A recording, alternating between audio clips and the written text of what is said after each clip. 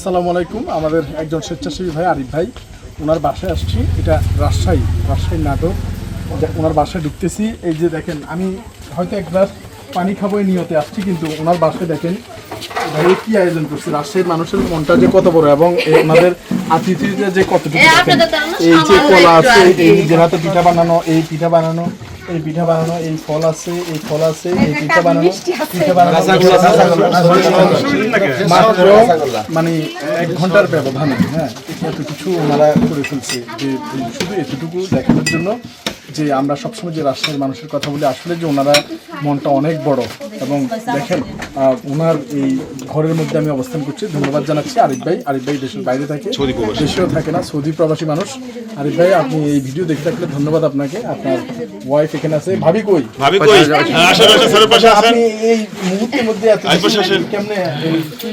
সকাল থেকে স্যার মানুষ আপনাদের কোনো আত্মীয় না, সব হইছে ভাস্তি খালা মামি সবাই আমার সাথে সহযোগিতা করেছে।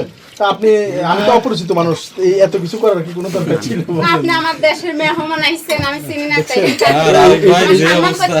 মাশাআল্লাহ। তো এটা হোক আমাদের সারা বাংলাদেশের জন্য একটা শিক্ষা যে মানুষকে, মেহমানকে কিভাবে আপ্যায়ন করতে হয় এবং মানুষের অপরিচিত মানুষের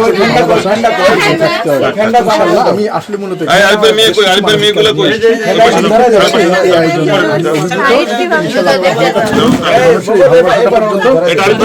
অর্জন করে নিই।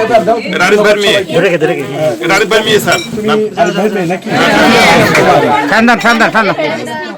আচ্ছা,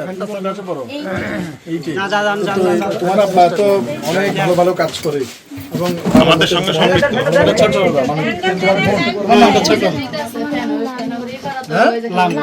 লামিয়া ফ্যান কই?